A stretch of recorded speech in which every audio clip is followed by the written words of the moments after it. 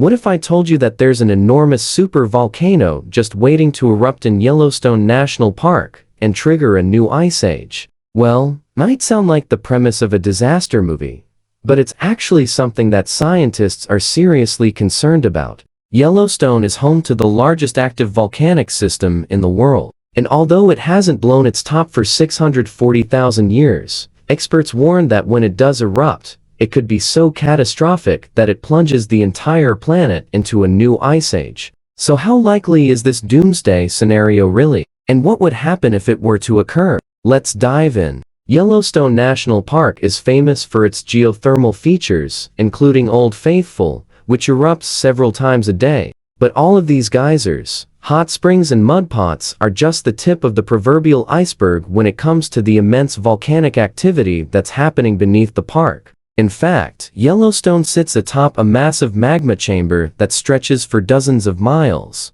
As recently as 2.5 million years ago, this magma chamber produced a super eruption that blasted more than 2,500 cubic miles of ash and rock into the atmosphere. To put that figure into perspective, the largest historical eruption at Mount Pinatubo in the Philippines only ejected around 8.3 cubic miles of material. More recently, between 13,000 and 640,000 years ago, Yellowstone had 3 back-to-back super eruptions. And according to some reports, it's overdue for another. A study published in 2021 by the United States Geological Survey revealed that the magma chamber is recharging faster than previously thought. Its authors claimed that their findings suggested the potential for renewed unrest at Yellowstone sooner than expected. Of course, it's impossible to predict exactly when or even if a super eruption will occur, but according to USGS researchers, there's a 1,400-year window in which such an event could happen,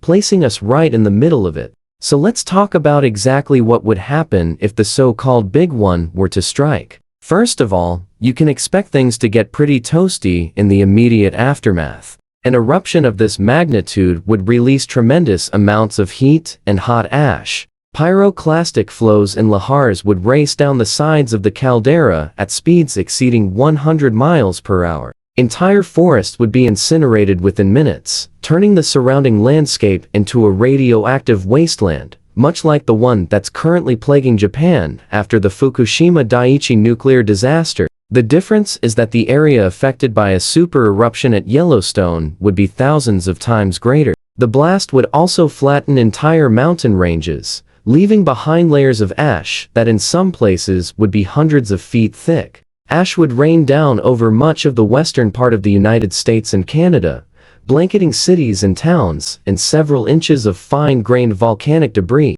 And it wouldn't just be North America that suffered either. Thanks to modern jet aircraft, ash would likely be carried all the way to Europe and Asia. But while the immediate effects of such an eruption would certainly be devastating, they would also have far-reaching implications for the planet's climate that could last for centuries. You see, when magma chambers empty during volcanic eruptions, the hot rock deep underground is exposed to the cold air, causing it to rapidly cool and harden. This process can suddenly depressurize the magma chamber, triggering a chain reaction that leads to additional magma being released. In the case of Yellowstone, however, the opposite is true. When magma builds up in the chamber, pressure increases until it eventually forces its way to the surface. Some geologists believe that this mechanism could cause the next eruption at Yellowstone to be considerably larger than the last one, which begs the question, what if the magma chamber empties completely?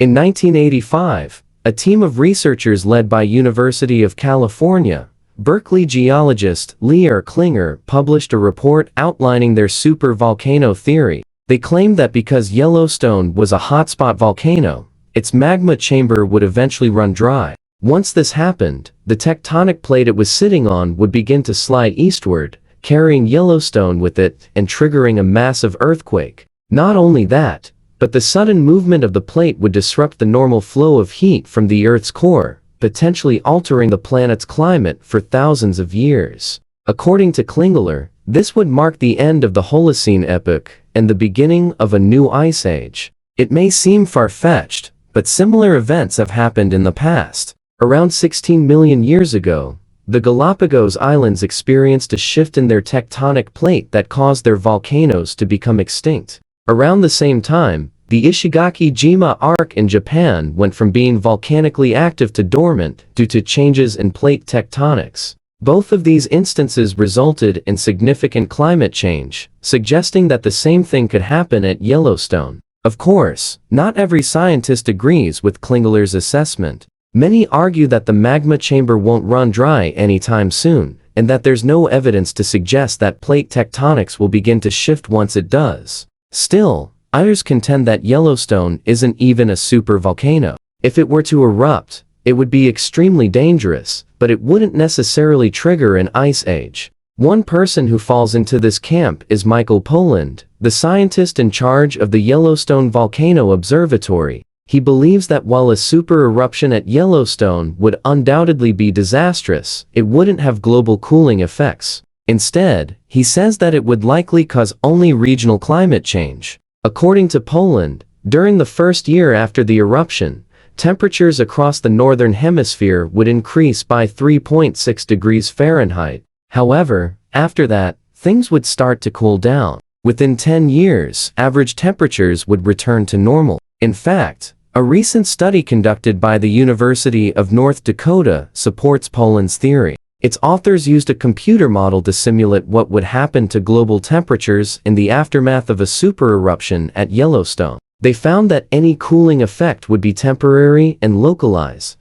lasting for just a few decades before everything returned to normal. However, there's still reason to worry about the future of Yellowstone. Even if a supereruption isn't imminent, there's a good chance that we'll experience smaller eruptions in the near future, and these could pose a serious threat to nearby residents. That's why experts are working hard to monitor the volcano and keep tabs on its activity. At present, there are numerous monitoring stations set up around Yellowstone, including seismographs that can detect earthquakes and instruments that measure gas emissions and ground deformation. All of this data is collected and analyzed by the USGS, which issues regular reports on the status of the volcano. Additionally, the agency maintains a website where anyone can access real-time updates on Yellowstone's activity. Of course, even with all of these precautions, there's no guarantee that we'll be able to predict when or even if a major eruption will occur. There have already been several false alarms in the past, such as in 1985, when seismic activity led many to believe that the big one had struck. And in 2004, when a swarm of small earthquakes raised concerns about an impending disaster. Fortunately, both turned out to be nothing more than minor tremors. But the possibility of a major eruption remains, and scientists urge people to take it seriously. While the odds of a super eruption occurring in our lifetime are slim, they're not zero. And when you consider the potentially catastrophic consequences, it's clear that we should be paying attention. By staying informed and taking the necessary precautions, we can hopefully mitigate the damage and keep everyone safe. Now you need to watch biggest volcano eruption ever recorded, or check out why Mount Vesuvius will erupt again.